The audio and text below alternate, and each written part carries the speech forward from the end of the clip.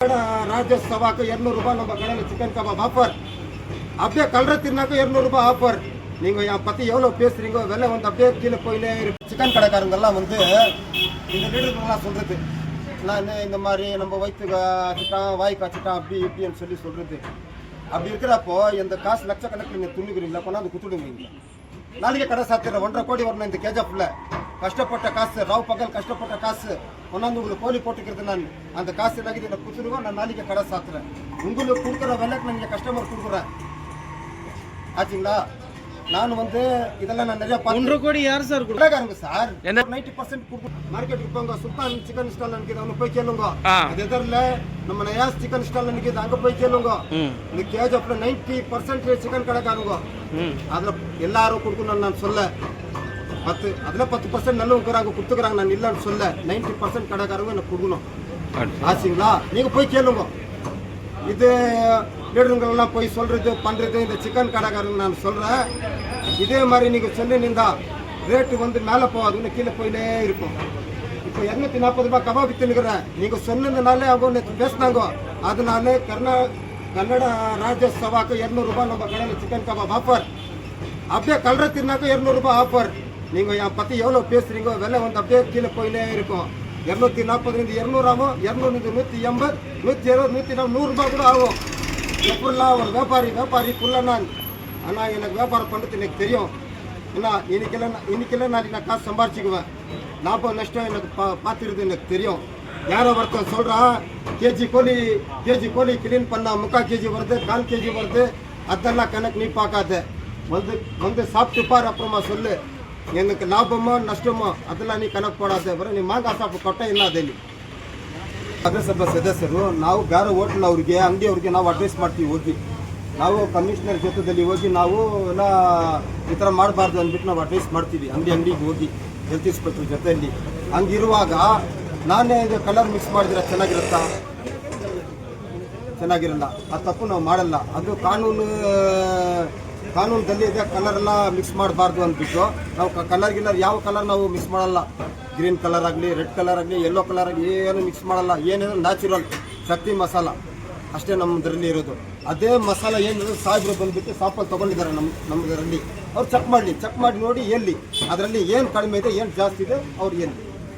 ಈಗ ಓವರಾಲ್ ಆಗಿ ನಿಮ್ಮ ಮೇಲೆ ಈ ಥರ ಮಾಡ್ತಾ ಇದ್ದಾರಲ್ಲ ಸರ್, ಅದಕ್ಕೇನು ಹೇಳ್ತೀರಾ? ಬೇಕಂತ ಮಾಡ್ತಾವ್ರಾ ಹೆಂಗೆ ಇದು ಅಂತ? ಸರ್ ಬೇಕಂತ ಮಾಡೋದು ಬೇರೆ ಏನಿದೆ? ಅವ್ರಿಗೆಲ್ಲ ಹೊಟ್ಟೆ ನೋವು. ಅವರು ಯಾರು ಹೇಳ್ತಾ ಇದ್ದಾರೆ ಡೈಲಿ 5,000 kg ಸೇಲ್ ಮಾಡ್ತಾರೆ 2,000 kg ಕಬಾಬ್ ಹಾಕ್ತಾರೆ ಅಂದ್ಬಿಟ್ಟು. ಅದೇ ಹೊಟ್ಟೆ ನೋವು ಅವ್ರಿಗೆ. ಅದಕ್ಕೆ ನಾವು ಏನು ಮಾಡೋಕ್ಕಾಗಲ್ಲ.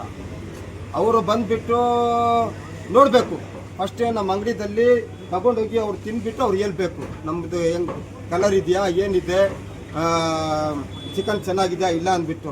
ಇವಾಗ ನಮ್ಮ ಕೆಜಿಎಫ್ದಲ್ಲಿ ನಮ್ಮ ನಗರಸಭೆಗಿಂತ ಅವ್ರು ದೊಡ್ಡವ್ರು ಯಾರಿದ್ದಾರೆ ಇಲ್ಲಿ? ನಗರಸಭೆ ಸ್ಟಾಫೇ ಬಂದು ನಮ್ಮ ಅಂಗಡಿದಲ್ಲಿ ಪರ್ಚೇಸ್ ಮಾಡ್ಕೊಂಡು ಹೋಗ್ತಾರೆ ಚಿಕನ್ನು. ಅವ್ರು ಚೆನ್ನಾಗಿಲ್ಲ ಅಂದರೆ ನಮ್ಗೆ ಕಂಪ್ಲೇಂಟ್ ಹೇಳ್ತಾರೆ. ಡೈಲಿ ಅವರು ವಾರಕ್ಕೆ ಬರ್ತಾರೆ ಚಿಕನ್ನು ನಮ್ಮ ಪರ್ಚೇಸ್ ಮಾಡ್ಕೊಂಡು ಹೋಗ್ತಾರೆ. ನಾನು ಇರಲಿ ಇಲ್ಲದೋಗ್ರಿ ಹುಡುಗರ ಹತ್ರ ಬಂದುಬಿಟ್ಟು ಚಿಕನ್ ತೊಗೊಂಡು ಹೋಗ್ತಾರೆ. ಅವರು ಚೆನ್ನಾಗಿಲ್ಲ ಅಂದರೆ ಅವರು ನಮ್ಮ ಮೇಲೆ ಒಂದು ಕಾನೂನು ಪ್ರಕಾರ ಅವರು ಕ್ರಮ ತಗೊಳ್ತಾರೆ.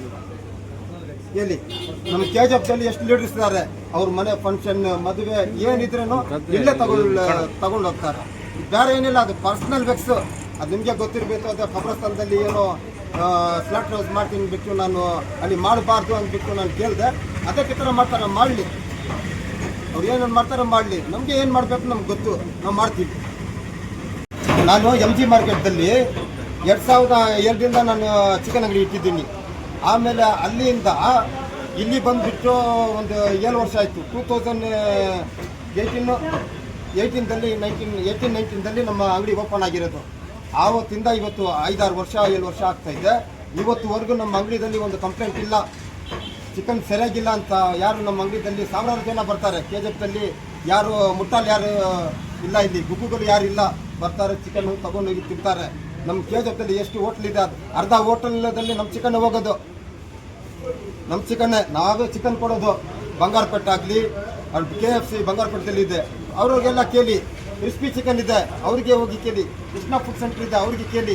ಧನಲಕ್ಷ್ಮಿ ಹೋಟ್ಲ್ ಅವ್ರಿಗೆ ಕೇಳಿ. ಗಣೇಶ್ ಹೋಟ್ಲಿಗೆ ನಾವೇ ಕೊಡ್ತಾ ಇದ್ವಿ ಚಿಕನ್ನು. ಆಯಿತಾ? ಎಲ್ಲ ಹೋಟ್ಲಿಗೆ ನಾವು ಸಪ್ಲೈ ಮಾಡೋದು. ಎಲ್ಲ ಅಂತ ಹೇಳಲ್ಲ, ಒಂದು ಅದರಲ್ಲಿ 50% ನಾವು ಕೊಡ್ತಾ ಇರೋದು. ಬೇಕಾದರೆ ಕೇಳಿ ನಮ್ಮ ಚಿಕನ್ ಹೆಂಗಿರುತ್ತೆ ಹೆಂಗಿದೆ ಅಂತ.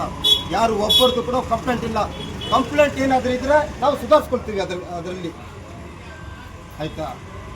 For all NCERT, CBSE textbooks, guides, PUC, ITI, BE textbooks, guides and classmate notes, and for all the types of stationery available only at Satya Bookstore, opposite to Karur Vaishya ATM, Aladamara, Bemmal Nagar, KGF. For more details, contact 8073962145. 100% pure and clean. No compromise. Best quality, family restaurant. 100% Hambur and Dindukal styled biryani.